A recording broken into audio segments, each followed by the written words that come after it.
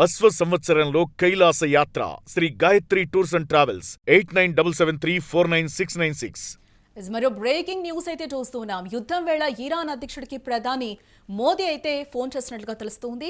పశ్చిమాసియాపై ఉద్రిక్తతలపై అలాగే మసూద్ పెజెష్కియన్తో కీలక చర్చలు జరిపారు. ప్రాంతీయ శాంతి స్థిరత్వం కోసం మోదీ ఈ సందర్భంగా ఆకాంక్షించారు.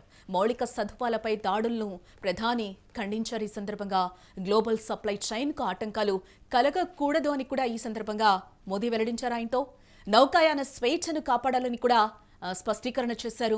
ఇరాన్లోని భారతీయుల రక్షణపై ప్రత్యేక చర్చనైతే చేసినట్లుగా తెలుస్తోంది. భారతీయుల భద్రతపై ఇరాన్ చర్యలకు మోదీ ప్రశంసలు కురిపించారు. రెండు దేశాల మధ్య బలపడనున్నాయని కూడా ద్వైపాక్షిక బంధమని కూడా మనకి ఇక్కడ తెలుస్తోంది. ప్రపంచ శాంతి కోసం కలిసి పనిచేయాలని మోదీ ఈ సందర్భంగా పిలుపునివ్వడం అయితే జరిగింది. ఇక ఇదే అంశానికి సంబంధించిన మరింత సమాచారాన్ని మా ప్రతినిధి వెంకట్ అందిస్తారు. వెంకట్. ఎస్ జానకి, అంటే మనం గత కొన్ని రోజులుగా కూడా చూసుకుంటే ఫిబ్రవరి 28న యుద్ధం మొదలైన నాటి నుంచి కూడా అంటే ముఖ్యంగా భారతీయులు కానీ లేదంటే దక్షిణాసియా దేశాలన్నీ కూడా యుద్ధం కారణంగా ఎప్పుడైతే అమెరికా ఇజ్రాయెల్ కలిసి ఇరాన్ మీద దాడులకు దిగాయో ఆ రోజు నుంచి కూడా కొంత ఆందోళనకరమైనటువంటి పరిస్థితి అయితే నెలకొంది.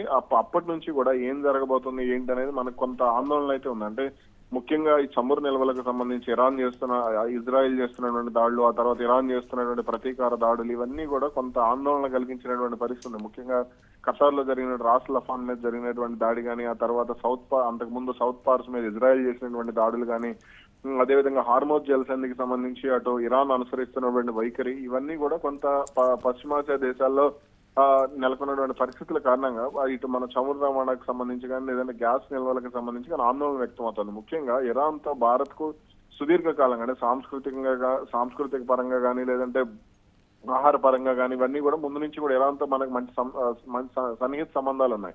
అందుకనే ఇప్పుడు చూసుకుంటే గనక ఆ రోజున అంటే ఇటీవల కాలంలో హార్మోజ్ జలసంధి నుంచి వదిలినటువంటి నౌకలు షెన్లాంగ్ గానీ లేదంటే ఆ తర్వాత శివాలిక్ గానీ ఆ తర్వాత నందాదేవి గానీ ఈ నౌకలు ఏవైతే ఉన్నాయో భారత్ కు సంబంధించి ఇప్పుడు మరో 2 నౌకలు కూడా అక్కడి నుంచి బయలుదేరుతున్నట్టుగా కూడా తెలుస్తుంది. అదేవిధంగా వీటన్నిటికీ సంబంధించి భారత్ కూడా కొంత అంటే భారత్ విషయంలో ఇరాన్ కూడా కొంత సానుకూలంగా వ్యవహరిస్తుంది. అమెరికాతో భారత్ కు సన్నిహిత సంబంధాలు ఉన్నప్పటికీ కూడా ఇజ్రాయెల్ తో భారత్ కు సన్నిహిత సంబంధాలు ఉన్నప్పటికీ కూడా అమెరికాతో కూడా భారత్ కు ఇరాన్ తో కూడా భారత్ కు కొంత మంచి సానుకూలమైనటువంటి సంబంధాలు ఉన్నటువంటి నేపథ్యంలో అటు ఇరాన్ ప్రభుత్వం కూడా ఇబ్బంది పెట్టట్లేదు. ఈ నేపథ్యంలోనే తాజాగా ప్రధాని నరేంద్ర మోడీ ఇరాన్ అధ్యక్షుడు పెజెష్కియాన్ తో మాట్లాడటం, అదేవిధంగా అక్కడ ఉన్నటువంటి భారత పౌరుల భద్రత గురించి ఇరాన్ తీసుకున్నటువంటి చర్యలు, అలాగే అంటే వెంకట మీరు చెప్పినట్టు అంటే ఇరాన్ లోని భారతీయుల రక్షణపై అయితే ఒక ప్రత్యేక చర్చ వీరి మధ్య జరిగినట్లుగా తెలుస్తుంది. అక్కడున్న భారతీయులకు సంబంధించి ఎలాంటి జాగ్రత్తలు తీసుకోబోతున్నారు, ఏమన్నా ఇలాంటి విషయాలు ఏమైనా మాట్లాడుకోవడం జరిగిందా?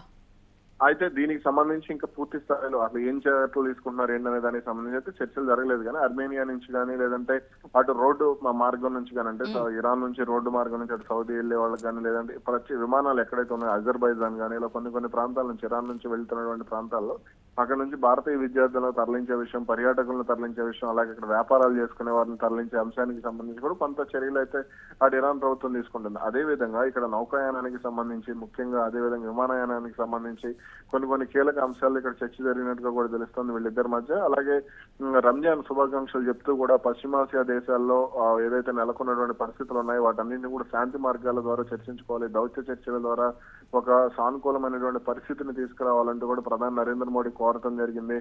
అలాగే అంటే దాడులు చేసే విషయంలో ముఖ్యంగా అంటే దాడులు అంటే ఆర్థిక యుద్ధం వరకు వెళ్ళకూడదు అనేది ముఖ్యంగా ప్రధాని నరేంద్ర మోడీ ఆకాంక్షగా కూడా చెప్పడం జరిగింది. అంటే ఈ గ్యాస్ ప్లాంట్ల మీద కానీ చమురు డిపోల మీద కానీ చేసినటువంటి దాడులు ఏవైతే ఉన్నాయో వీటి మీద ప్రధాని నరేంద్ర మోడీ కొంత విచారం వ్యక్తం చేశారు. దీనివల్ల ప్రపంచ ఆర్థిక వ్యవస్థ అనేది మందగించేటువంటి అవకాశం ఉంటుంది. ఎందుకంటే గల్ఫ్ దేశాల నుంచి పెద్ద ఎత్తున ఈ చమురు నిల్వలు కానీ గ్యాస్ నిల్వలు కానీ ఇవన్నీ కూడా వెళ్తాయి. కాబట్టి దీనికి సంబంధించి కొంత ఆందోళన అయితే వ్యక్తమైనట్టుగా కూడా తెలుస్తుంది. దీన్నే మోడీ అక్కడ ప్రస్తావించినట్టు కూడా తెలుస్తుంది. అయితే దీనికి సంబంధించి అంటే ఇప్పుడు ఆసక్తికరంగా అటు అంతర్జాతీయంగా జరుగుతున్నటువంటి చర్చల పరంగా చూస్తే కానీ యుద్ధం ముగింపు దశకు వచ్చింది అనేది అయితే మనకు కొంత సంకేతాలు అయితే వస్తున్నటువంటి వాతావరణం కనపడుతుంది. ఎందుకంటే అటు అమెరికా అధ్యక్షుడు డొనాల్డ్ ట్రంప్ కూడా మేము దాడుల తీవ్రతను సైనిక చర్యను తగ్గిస్తాము అనేది కూడా కొంత ఆయన చెప్తూ విండింగ్ డౌన్ అనే మాట కూడా కొంత ఆయన మాట్లాడుతున్నారు. కాబట్టి ఇక్కడ ఏం జరగబోతుంది ఏంటనేది మనకి రాబోయే రోజుల్లో క్లారిటీ వచ్చేటువంటి అవకాశాలు అయితే ఉన్నాయి. వెంకట్, అంటే గ్లోబల్ సప్లై చైన్ కు సంబంధించి ఎటువంటి ఆటంకం కలగకూడదు అని కూడా ప్రధాని మోదీ చెప్పినట్లుగా తెలుస్తుంది ఏంటి? అంటే గ్లోబల్ సప్లై చైన్ లో ముఖ్యంగా ఇరాన్ నుంచి వస్తున్నటువంటి ఈ డ్రై ఫ్రూట్స్ కానీ లేదంటే చమురు నిల్వలు కానీ అదేవిధంగా గ్యాస్ నిల్వలు ఇరాన్ నుంచే కాదు, ముఖ్యంగా గల్ఫ్ కంట్రీస్ ఏవైతే ఉన్నాయో ఆయిల్ ప్రొడ్యూసింగ్ కంట్రీస్ అంటాం మనం, ఒపెక్ కంట్రీస్ అని అంటాం. ఈ ఆయిల్ ప్రొడ్యూసింగ్ కంట్రీస్ నుంచి వస్తున్నటువంటి నిల్వలకు సంబంధించి ప్రపంచం మొత్తం కూడా ఆధారపడుతుంది. ఎందుకంటే ముఖ్యంగా ఇప్పుడు హార్మోజ్ జల్స్ అని ఫర్ ఎగ్జాంపుల్ తీసుకుంటే 20% నుంచి 25% చమురు నిల్వల రవాణా అనేది అక్కడి నుంచి జరుగుతుంది. అదేవిధంగా ఇప్పుడు ఖతార్ మీద మొన్న జరిగింది. దాదాపు ప్రపంచానికి 20% అక్కడి నుంచి గ్యాస్ సరఫరా అయితే ఎల్ఎన్జీ, ఆ భారత్ కే దాదాపుగా 50% అక్కడి నుంచే వస్తుంది భారత్ కావాల్సినటువంటి గ్యాస్ అవసరాలకు సంబంధించి. కాబట్టి ఈ గ్లోబల్ సప్లై చైన్ కి ఇబ్బంది కలగకుండా ఈ ఏదైతే మౌలిక సదుపాయాలు ఉన్నాయో వీటి మీద, ఈ చమురు మౌలిక సదుపాయాలు కానీ మరికొన్ని అంశాల మీద కానీ దాడులు జరిగితే అనవసరంగా అది ప్రపంచ ఆర్థిక వ్యవస్థకు నష్టము అనేటువంటి అంశాన్ని ప్రధాని మోడీ ఇక్కడ చెప్పడం జరిగింది. కాబట్టి హార్మోజ్ జలసంధికి సంబంధించి మనం ఈ రోజు చూసిన వార్తల్లో దాదాపు 18 కోట్ల రూపాయలను అక్కడ వసూలు చేశారు అనే దానికి సంబంధించి ఏదైతే టోల్ ట్యాక్స్ వసూలు చేశారు అనేది వార్త ప్రపంచవ్యాప్తంగా కొంత సంచలనమైనటువంటి పరిస్థితి ఉంది. కొన్ని దేశాలు ఇట్లా చెల్లించాయి అని.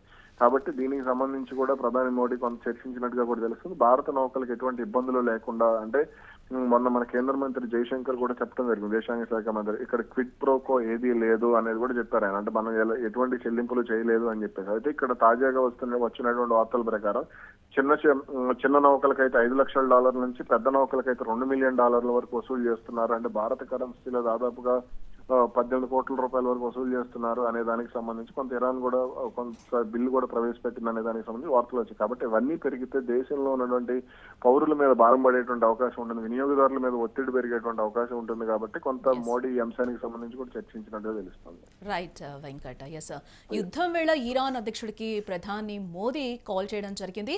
పశ్చిమాసియా ఉద్రిక్తతలపై మసూద్ పెజెష్కియన్తో ఆయన కీలక చర్చలే జరిపారని కూడా మనకి తెలుస్తోంది. ప్రాంతీయ శాంతి స్థిరత్వం కోసం మోదీ ఆకాంక్షించారు. ఈ సందర్భంగా మౌలిక సదుపాయాలపై దాడుల్ని ఈ సందర్భంగా ప్రధాని ఖండించారు.